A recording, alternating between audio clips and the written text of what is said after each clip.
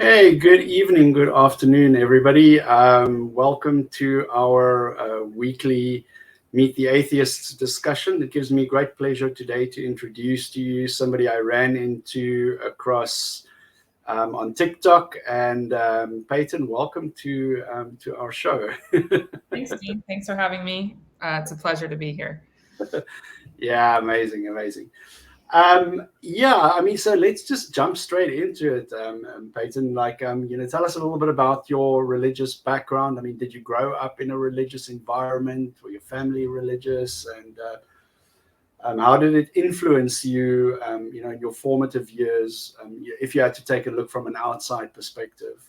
Sure. So the first 30 years of my life, I identified as a Christian. I grew up. Nice. It seems to be a lot of us, right? Some of us that grew up into it definitely. I didn't know any other life other than Christianity for pretty much the first 17, 18 years of my life. An interesting part of me being raised in this culture was that both my parents didn't identify as Christians until myself and my siblings were born. So really a lot of what we learned, my parents were learning at the same time.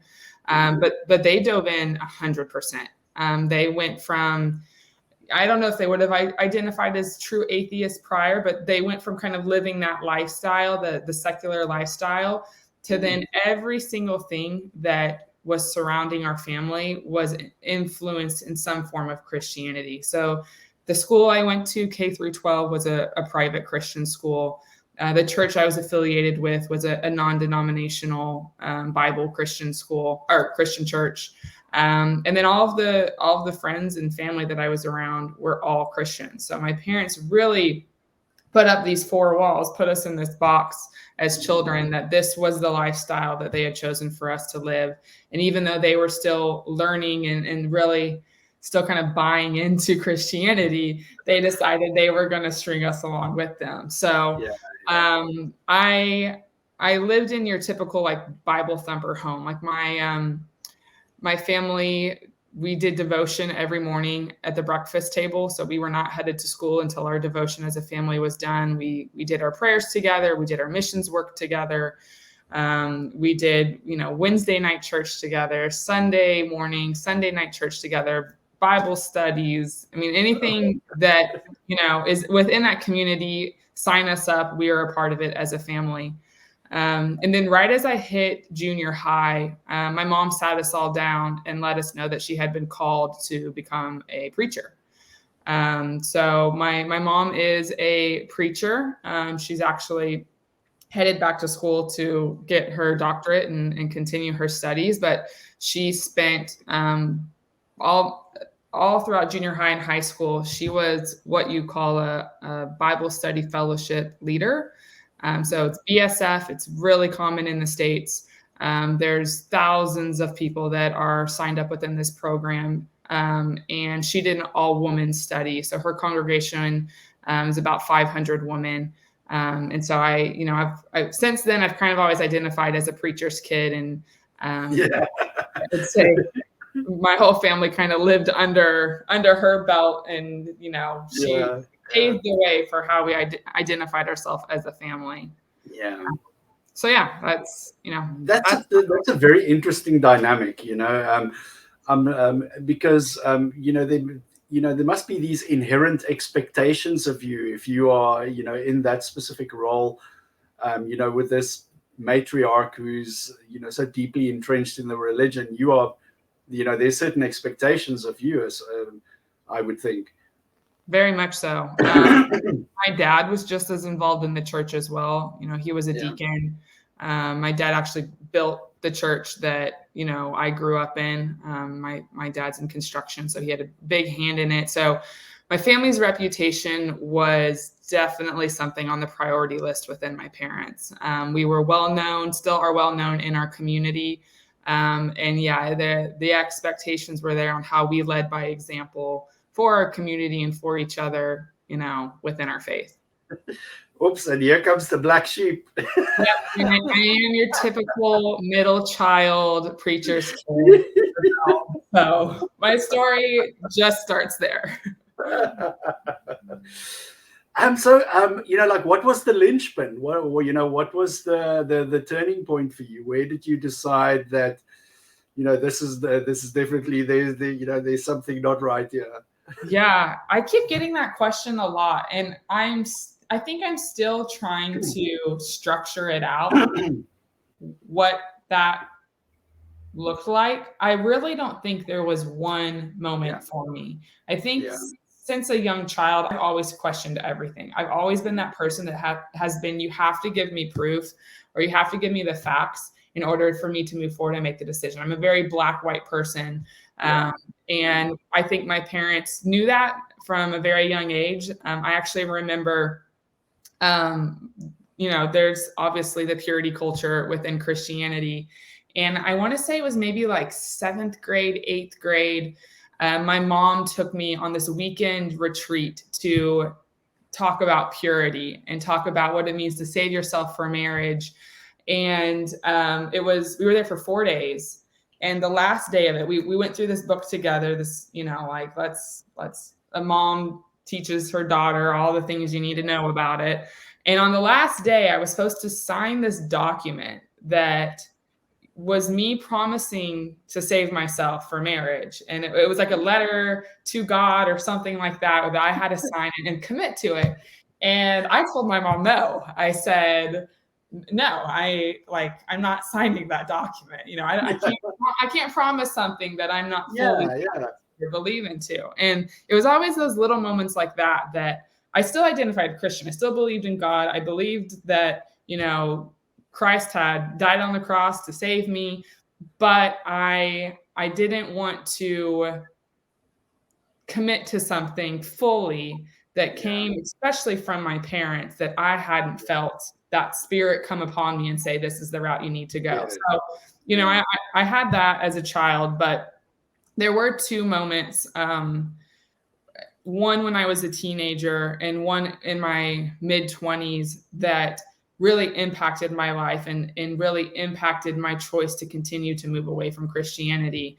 And both of these decisions I felt were impulsive decisions that came from my parents. And we can get into them later, but one of them was my senior year of high school.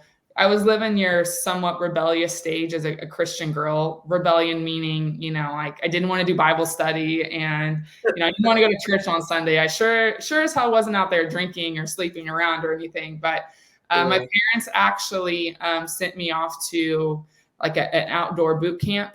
That it was tough. It was a traumatic experience for me. I really felt I had been abandoned. I felt alone out there. And so that was one thing that kind of started to draw me away from Christianity. I couldn't quite understand how a loving God or loving parents would go to that extreme. And then the second thing was in my mid-20s, my parents had made another impulsive decision around something that affected their marriage. And growing up, in my family, my parents kept a lot of things hidden from us around their marriage. We only saw the good things. And they always teach me that if you have problems within your marriage, you don't show your children that, right? You go to your parents and ask them for help, or you go to your community and your friends and you ask them for help. And for the first time ever, in a really extreme circumstance, my parents decided to expose their kids to a problem within their marriage. And their reason for it was they felt that it was going to be hereditary and that we should know about it. And I was pretty pissed off. That's not giving a ton of details, but it was another moment for me that really, again, kind of pulled me away. I'm like, this does not, nothing's adding up here. You're preaching this one life, but then you're not acting in it. And I'm not seeing the equation come together. So yeah, those are 2 moments. And then finally 2 years after that last circumstance that happened was when I finally decided to pull away from Christianity. And that was 2 years ago for me. So I'm about 2 years into being out of the Christian faith. Yeah. It's strange, this is such a common thread. And, you can speak to many different atheists, and it's never, there's never a voice from the sky or a big revelation or something. It's these gradual little processes, and they all stack up and chip away at the block. And eventually, there comes a point where you just say to yourself, like, why have I believed this for so long? And there's so many different factors that keep us in that cycle of, belief and rationalization. Then it goes to denial, and then again, belief, rationalization. It's crazy. It's very interesting. But it's very important that we, we tell these stories and that we discuss them, because there are people out there who might be in the same position, going through the same motion, and it saves, I'm all about saving people time. If I can save you a year's worth of anguish, sitting there stressing and fidgeting about, something that is, so obvious, then by all means, let's do it. Was there a specific person or an organization that was influential in your deconversion, or was it more or less an inside job? There was my mom's best friend's daughter. So I didn't really grow up with her too much, because they had moved away during my childhood. But my mom's best friend is also a BSF leader. And her daughter, who's a similar age to me, followed in her mother's footsteps. And she had gone off to, I want to say she was somewhere in the Middle East, getting her doctorate as well, and doing some community work over there, and really just starting to understand like other religions and being affiliated with it. And she came back from that trip as agnostic. She went there full-blown Christian, trying to quote unquote save other people, and came back as the one that was saved. So I was at one of my mom's friends' gatherings, and this woman was there, and she was like, I'd wish you'd connect with my daughter a little bit. She's really lost right now in her faith. I really feel that, y'all should connect. And little does this lady know that I'm going through my own questioning at this time. And I was like, sure, yeah, let me connect with her, please. So she gets the phone number. I shoot her a text, and I was like, hey, your mom told me to reach out to you. I'm very curious about what agnostic means. I had never even heard of that word before. And we spent hours on the phone, and she just laid it all out there for me. And I was like, you just wrote my history, right? And where I'm at right now. I was still very sheltered at the time when I was questioning my Christianity. I didn't understand other options out there. I understood there were other religions, but I really didn't understand what agnostic or atheist meant. And so she exposed me to it. And within a couple of months, I, quote unquote, came out of the closet. So. Yeah. No, it's very interesting. It's, for me as well, one of the big factors in my deconversion was just realizing that, hey, wait a minute, there's other religions out there, And I mean, I don't know whether I was just so disillusioned with Christianity. It just didn't, sit right with me. That I started investigating. I looked at all of them. Okay, not all of them. There's far too many to look at all of them, but the major groups, thank goodness I didn't try my hand at Islam. But wow, that's a pernicious cancer, I'm telling you. But I went through the Hindu and the Hare Krishna phase and all of that, I was like, oh man, it's all BS at the end of the day. And really, it's a big thing, it's like, because we grow up, especially if your religious community is very sheltered and insular, you don't know about the big wide world and all the other schools of thought. And if you reach adulthood not having been exposed to many conflicting ideas, it's very unlikely that you will investigate them on your own. Mm-hmm. So I totally relate to that. I think that a big part of it too is like, you don't realize the lack of maturity that you really have, and you kind of are continuing to live out this adolescent phase in Christianity, because you're giving so much up to the community and to this God that, and I know this is talked about a lot, but like you don't then think to educate yourself or question things, and it almost feels wrong or evil to do so, right? So you just trust the process. You trust that the way you were raised is, and what your parents put you through is what is right for you. But I think it took me a minute to mature, right? Like I've always been a mature person and kind of had an old soul, but through my own understandings and beliefs, I was so immature, right? And I lacked such awareness and understanding that portion of it. And I see adults today, like now being on this side of the script, I listen to religious people speak and I'm like, it sounds so immature, but they feel like they are having a mature conversation. They know the facts, they understand it all, but are truly lacking that self-awareness of like what you're putting yourself through or what somebody else has put you through. Yeah. That's crazy. The thing is just, in retrospect, I'm just so relieved, like that's the biggest thing that, ditching religion has given me is just a relief, because I used to live in constant fear. I used to live in constant guilt, in constant shame, and, the expectations put on me by myself via this religion was just so impractical and so unachievable. That the second I ditched it, I was just like, oh goodness, fuck, here I am now. None of this, and it's a weird form of indoctrination where it's almost like a Stockholm syndrome. It's because you allow yourself to be taken hostage by these ideas and ideologies. And at the time, you do it freely. It's like you buy into it, and it's crazy. It's crazy. It is, and sad. Religious Stockholm syndrome. Yeah, I know. Tell us. I've seen a couple of your TikToks, and I see that you are out there. I understand that you've, it's a recent journey for you, but are you involved in any kind of activism online, speaking out, or? Yeah. So TikTok has been the first outlet for me. I'll post a link to your TikTok in the description when I load it to YouTube. Okay, cool. It's been my first outlet. It still is really my only outlet. I like deconstructing. I didn't know where to start. Again, I know friends.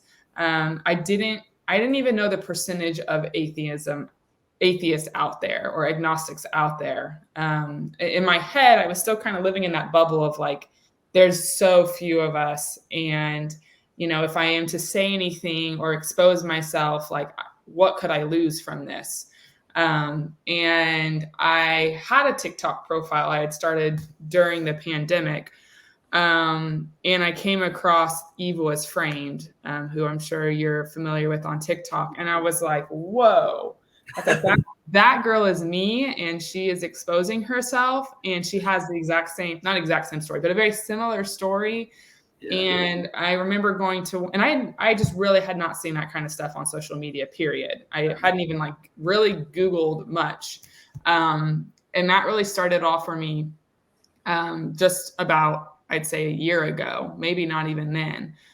So I'm still very fresh into even understanding like, how far do I want to reach? What groups do I want to be a part of? How much do I want to expose myself? I'd really like to find, a non-virtual community, right? Like somewhere in my hometown that I can connect with. But no, not yet. I have a lot of people giving me advice and, hey, you should try this out. And so I've been looking into things and reading into things, but my journey. You should look on Meetup. If you look at on Meetup, there's atheists who do meetups. Even if it's a little bit of a lecture or a movie or meeting at the local coffee shop for lunch or whatever. But check out on Meetup. There's a lot of atheist groups that meet regularly. And you are in Texas. You said South Texas. Yep. Yeah. You obviously know the big TV show that's I don't know how far Austin is from you, but they also have some, because community is important. That's one aspect that the church has nailed down is community. You know, they all there's a potluck, there's a get together. You know, if you if you have any issues, you phone somebody from the church and they're there. You know, like there's a big community element to it that we in the atheist community lack, and that's why it's very important for us to get together. You know, and it's we are not you don't live by yourself. You live in an environment, in a community, and to be amongst like-minded people, it's just it really helps. I don't know, not necessarily your self-esteem, but your sense of belonging to a society. It really cements that in. I don't know what your thoughts are on that. No, I agree. My husband, we actually have been going through this journey together, and we've both said that, and we're starting there, right? Like we actually found somebody in the neighborhood, another couple that we've been really connecting with, and they're atheists as well. Grew up in a Catholic home, both of them. So yeah, we have those interests, right? I think we're looking at these different phases of like, how do we define it ourselves, right? I think that both my husband and I understand that influence is so impactful, right? You put yourself in a community and you can really start to form into it, but that doesn't always mean that it's healthy. And so whether it's the Christian community, whether it's the atheist community, whether it's any community, we want to know what we're getting ourselves into. We want to be confident going into it, even though we may still have questions and still have things to learn. I think it's us just still doing our studies together. We have each other's back, where we sit down and talk about it almost every single day, to really figure out how we want to identify ourselves and what we truly want to believe in. Yeah. No, that's great. That's great. And it sounds like that leads into you sound like I do. Like I'm a very passionate person. Like when I get myself involved in something, like when I was a Christian, I was out there. Like I was the door to door. Okay, no, I lie. I wasn't a door to door type of Christian, but I was like 500% there. Like, and now that I'm an atheist as well, like I'm very passionate about things. Like I want to get people together and organize things and get things. Just to create that environment where people can feel like they belong. Like that. That is what I am passionate about at the moment. And what fuels your passion? What are you passionate about at the moment? Creative things, or? Yeah, I mean, I'm right there with you. Like it's an outlet, right? I'm a new mom, so I think that I sometimes get terrified of what I'm getting myself into, because my parents got themselves into Christianity when they were new parents. And here I am getting myself into atheism as a new parent, and both can be of the extreme to a sense. And so that's one thing that kind of fuels a lot of my passion, is like, I have to do it right for them, right? And I have to make sure that I am not mirroring how I was raised, even if it is for atheism. I don't want to shove it down their throat. I want them to live out their childhood, not even thinking about religion, thinking about the fun that they had. And when they start to get to that appropriate age, having the conversations and opening up that door for them. So that definitely. On that note, before I forget, right, is I'm of the opinion that if you teach children how to think and not what to think, they're going to be just fine. Yes. They're going to be just fine. Yes. So don't beat yourself up about thinking, oh my God, my children are going to grow up to be these evil Nazi monsters. Yes, hopefully not. Fingers crossed. I agree with you there. I want them to always be at the maturity level they're supposed to be at, right? I don't want to hold them back and them experience what I experience, an immaturity mindset in adulthood.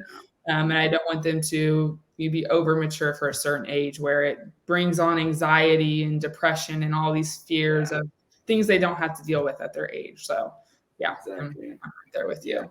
Sorry, I really jumped in on your train of thought there. No, all good. Let's see. So the question was, what are my passionate about? Yeah, your passion. Yeah. Outside of this conversation and whatever you find interesting. If maybe you have a crochet club in the woods at midnight, who knows?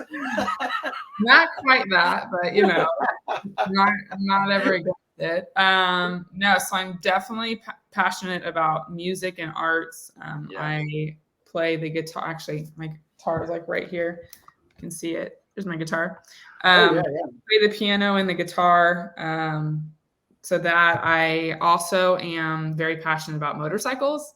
I've ridden them since I was a kid. It started out on dirt bikes, and then, the moment I could get my license to be on the road. So my husband and I both have Harleys, and we love to ride our motorcycles around.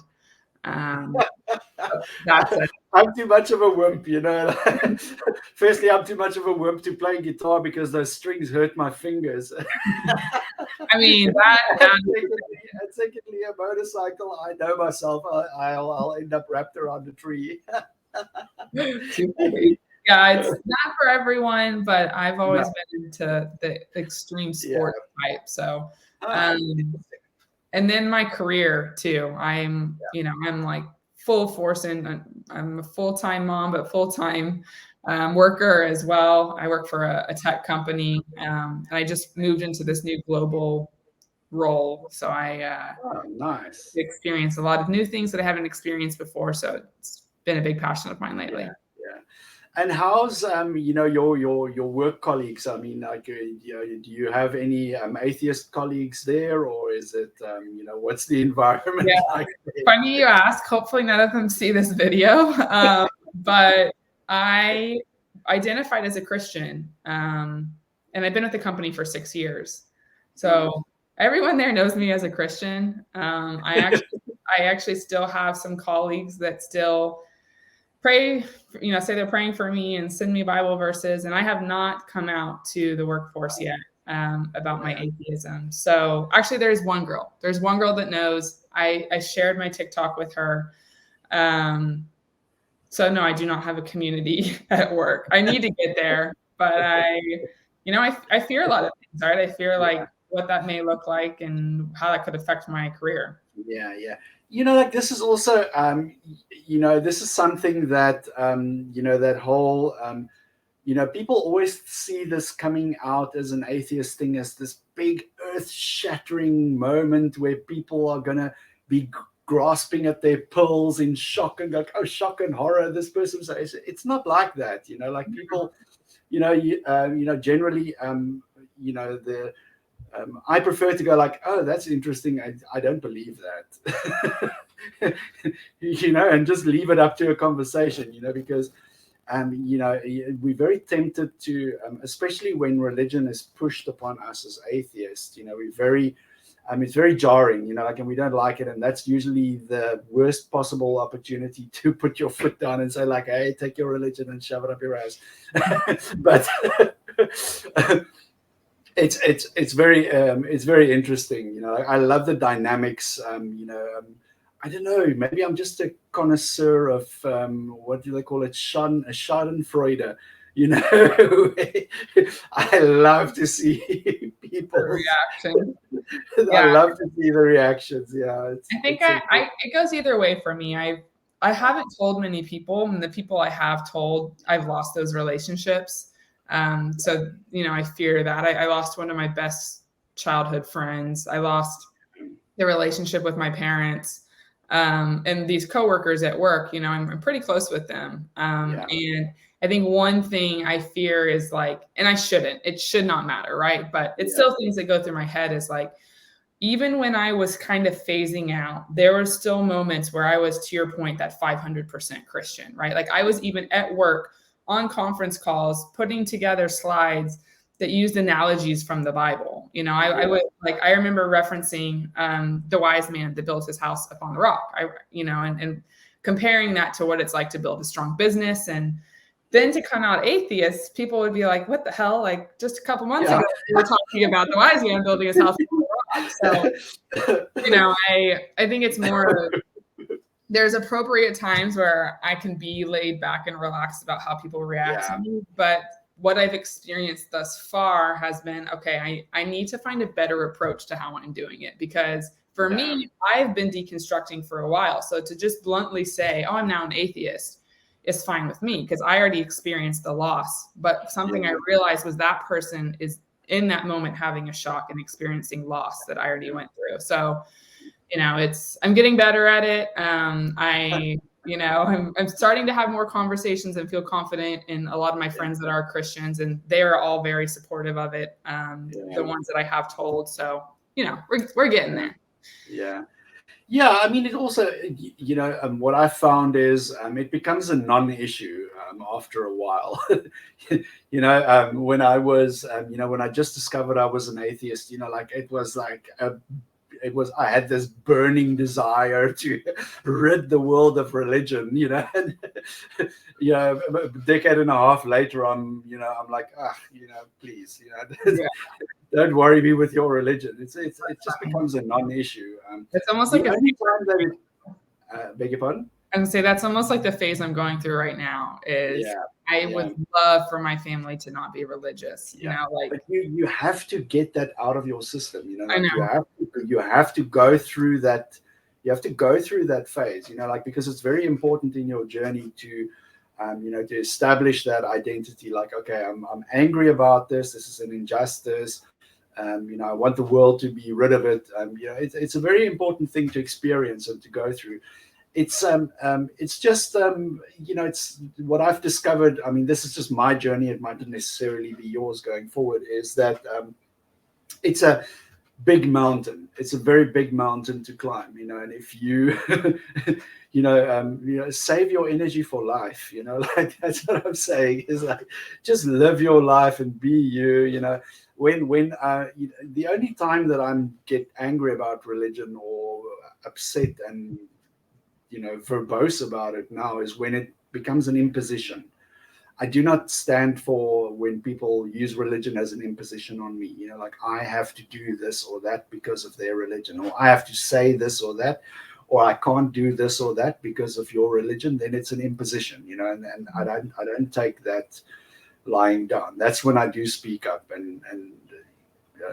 but it becomes a non-issue. Like I'm at this stage where I'm going like, if you want to believe that the universe was made 5 seconds ago by a farting unicorn and that makes you happy, go for it. Like don't tell me I have to believe in the farting unicorn too, or that the farting unicorn doesn't want me to sleep with X, Y, or Z person, because then we're gonna have a problem, But I mean, if it makes you happy, by all means, go. Yeah, I'm right there with you. It's been, the humble approach is the easiest one to take. I'm learning that on TikTok, right? Like, all the trolls that can be on there. Oh my goodness. I'm like, welcome to the party. I'm here for whatever you want to say, whatever you want to believe. And thankfully it hasn't affected me. But I think going back to like my childhood, I've always been that way, right? Like I've always been that black and white. You can tell me whatever you want to tell me and really try and make me believe it or go that route. But like, it doesn't faze me. Like right over the head. I must have been able to shelter myself from that component of it. Exactly. So, I mean, you've basically alluded to, some, I always make a point of highlighting the negative impact that religion has on people's life, and it can be something as insidious as, leaving you with a lasting fear of dying and burning in hellfire, to something as pronounced as discrimination based on gender, if you, I mean, not to go too personal, but I mean, if you can think of a couple of instances in your life where religion has had a negative impact on you as a person. Yeah, definitely the first one you said. It's probably the main one throughout my childhood was the fear of, eternal burning. And how it was, I just, as a child, I was always easily influenced by stories, whether I believe them or not. I still could ponder on them. I really struggled with anxiety and depression as a child. that I don't think just stemmed from Christianity. I think it was also just something that would have come to me either way. But I would relive out these stories that was told to me over and over and over again. And I struggled with nightmares as a child. I still have like very vivid dreams almost every single night, something I've always dealt with. And it eventually the stories and the expectations brought me to such a deep depression. And the depression, how it was handled, via praying and the word of God and making sure I'm in the right community, surrounded by the right friends, continued to drive the depression deeper and deeper. And it took me a while to understand where my depression was coming from, but it was having to meet the expectation, having to live out this life that I felt required way too much work. Why am I putting in all this work when it's not pleasing me? You keep telling me this is supposed to be pleasing me, that I'll be happier, that my relationship with God is, number one in all that matters. And so I spent a lot of my childhood slapping a smile on my face in order to please those around me, to, make them think that it's working. It's all working. Everything you're saying and making me do is changing me. And for a long time, I even thought that as well, right? Yeah. And even after I left my parents' house, I deconstructed and reconstructed. I was like, you know what? My religious faith as a child was based off of my mom. It was like my mom was always in the middle of me and God, and whatever she said to do is determined my relationship with God. So I stepped away from that and tried to get back into Christianity as an adult. And I still was struggling with depression, and anxiety and all of these things of like what so many religious people experience of living up to the standard. So I don't know if that fully answers the question, but it was a lot of a sugar-coated community, a lot of we're living at the surface, we're talking deep, we get deep every single day, we do our Bible studies, we're talking about feelings and emotions, but none of it was ever true. Superficial. Exactly. It's it's funny that you talk about it, because I only late into this being an atheist discovered what they call religious trauma syndrome. And it is exactly those those things that you mentioned. It's these feelings of inadequacy, feelings of never being enough, feelings of not belonging, and all of these, which are so intrinsically part of the religious doctrine. They manifest in feelings of depression, feelings of dislike for certain people in the community. They manifest in all these different forms, and it's extremely harmful psychologically what this school of thought does to people. You need to only look to the Middle East to discover how religion treats people. I mean, like half of the women, that's 50% of the population. It's terrible, and I don't remember who said it, but somebody said, if you want somebody to do good, they will do good, and if you want them to do evil, just give them religion. It's true. And I a lot of my questioning lately has come around like the why me thought.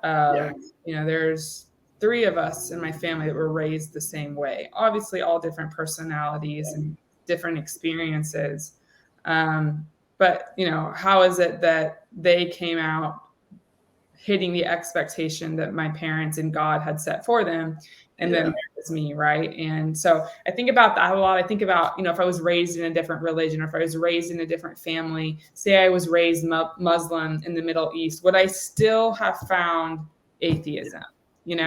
And I truly believe that, yes, I think that how I was made up, what is in my blood and in my DNA, I think I would have come to this realization no matter what. But it is interesting to think about, right? Like my sister is a missionary. She's a little bit older than me. She's a missionary. Her husband's a missionary. You know, that's how they've lived their life since they were kids. And they, like, she does not get how I came out this way. She was like, I don't understand. Our parents raised me the same way they raised you. How do you think that was traumatizing at all? It was the best thing ever. I couldn't have had a better childhood. And I'm just like, it was the worst thing ever for me. You know, like I felt traumatized throughout the whole experience. So it's, you know, it's so weird. It's so unique. Yeah. That it can happen that way. You know, like, and you know, what I never understand is you'll have twins where the one is religious and the other one is an atheist, you know, and then you say to yourself, like, wait a minute. So it can't be genetic, you know, like. So do they just cancel each other out then? Like, there's no, I don't know. No, they just diminish at death. Then they, you know, what's the blandest, mildest form of religion? They'll probably turn out as that, yeah. So, you know, let's circle a little bit back to, you know, if you at that point, you know, as we grow older, we always tend to reflect on our lives, you know, like, and if you had the opportunity maybe to look at a younger version of yourself, you know, and you know, is there, you know, is there maybe a pearl of wisdom that you would drop just to keep them skeptical, or, you know, to jumpstart this journey? Yeah, I think I would have trusted my intuition a little bit more and stood up for myself a little bit more. And that's hard to put on a child, right? Like, Yeah. You know, no, it does take a really strong child to do that. And that is a form of rebellion to a sense. So I don't know where that would have ultimately led me if I would have, you know, changed things in that manner. But yeah, I should have trusted my gut. Like, I knew what was going on in my head that whole time. And I almost wonder, it could have gone two ways. It could have gone really bad for me if that was the direction I took, or maybe it could have helped me. Maybe it could have actually strengthened my relationship with my parents and not had this broken relationship on the outcome. Maybe I could have been more influential in my community, and been that child. But, you know, I think that, again, knowing how I'm built, even how I am today as an atheist, it takes so much practice and work for me to really hold myself up with confidence and speak my truth. I think because of Christianity, I question, and not even just Christianity, I think also just who my parents are and how they raised us, whether we would have been Christians or not. They are so strict, man, so strict and scary parents. And, you know, I always felt I had to hide from them and hide my thoughts. So, you know, it's something I'm having to learn to deal with, is like the imposter syndrome, right? I need to understand my capabilities and understand how far I can take it and where I can go, in a positive manner. So yeah, I don't know if that answers it, but no, that's, I went through exactly the same process. You know, it's just,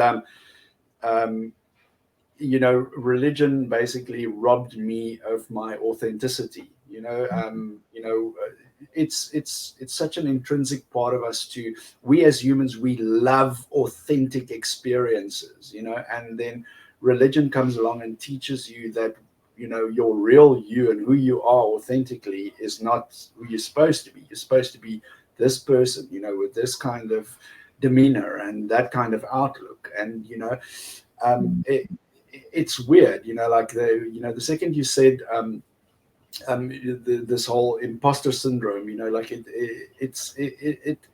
really struck a nerve for me, because I always wanted to be this perfect, happy-go-lucky, you know, best kind of believer that there was, you know, and it was such a, you know, it was such a sham, you know, because it wasn't authentic and it wasn't real, you know. There are days when I'm like, you know, I don't want to do this, I hate that, you know, but then you have to snap into that religious mindset. Yes, no, we're going to go to pray, and everybody's happy, and we're having such a good time. Yeah, no, it's crazy. You definitely struck a nerve with that one. It makes me think about like who I am as a person the people that are very close to me, I'm very shy around. And the people that don't know me as well, don't know my history, I'm outgoing. I'm able to hold conversations. I'm able to speak to the crowd, whether it's a crowd of kids or a crowd of adults or elders, or have that ability to, be a good people person. And in my head, I always think that is who I was meant to be, right? That person that's outgoing, fun, relaxed, can have a good time. But why is it the people I'm closest with, I struggle to be my authentic self? And I think you kind of just like hit it there around, it's especially my parents. I think my parents still look at me as a very immature person. When I'm around them, I'm very closed in, very sheltered. I don't speak to them about much. A lot of emotions, such as like I can get frustrated easily around them, or the things that aren't truly myself. Even with my husband, I think my husband has seen all these phases of my life and these ins and outs, and sometimes I still feel very sheltered to our relationship.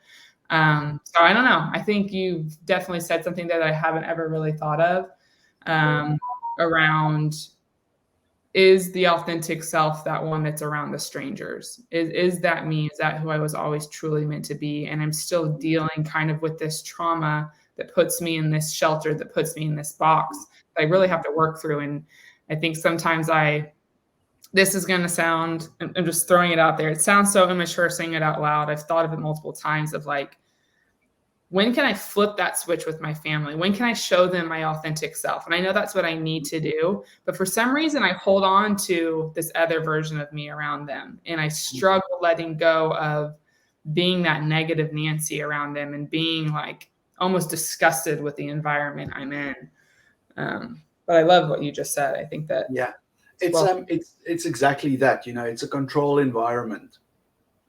There is an environment or a person that controls, the narrative of that environment. Whether it's this is what we believe, or this is how we act as a family, and it's that control environment. That's the thing that stifles authenticity and self-expression. Because it's not, it's beyond the control of that individual or group or environment. And that is why people who find themselves in that environment tend to, suppress and subdue their authentic self. But as soon as you, for example, leave that environment, you encounter new people, and immediately you start to feel the freedom to express yourself in ways that you wouldn't not normally in the confines of that particular environment.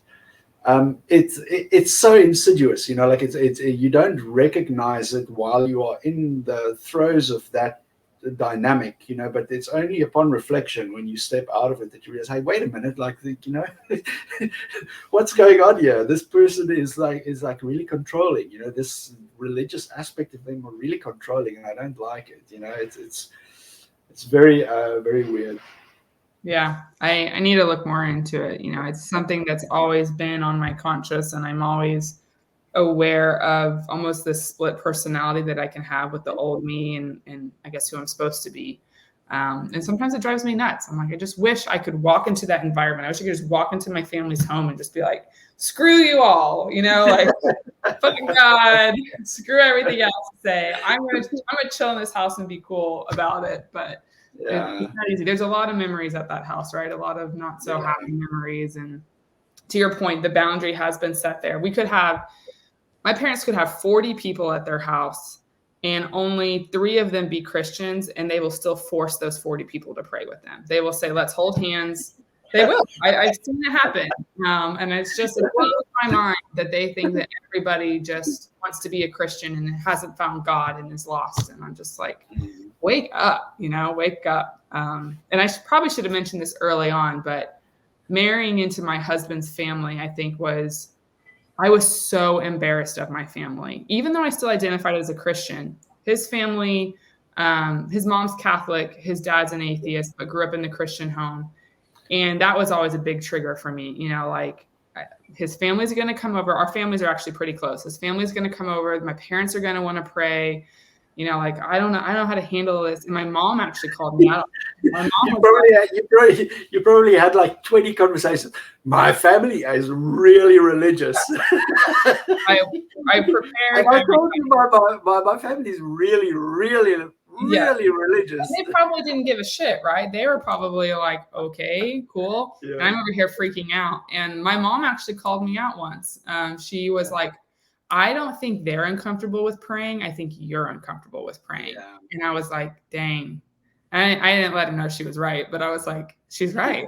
They don't care. They may be uncomfortable for 2 minutes, but yeah, it's all also interesting. Oh wow, this has been such an amazing conversation, Payton. I really want to thank you for being so generous with your time. And in closing, just tell us where people can find you on TikTok or social media if you want to plug anything, and then we'll probably see one another out there, I suppose. Yeah, right. Yeah, I mean, can't find me too many places other than TikTok. My name's Religious Closet on there, but definitely want to continue to find friends like yourself and people who can help me along the journey. I've been learning so much from all of you. I hopefully people will feel impacted and be able to learn from me as well. But I appreciate your time. This is actually a first for me. I haven't done anything of this nature, but thanks for bearing with me on my journey. Nah, you were great. Thank you so much. All right. Bye. Bye-bye.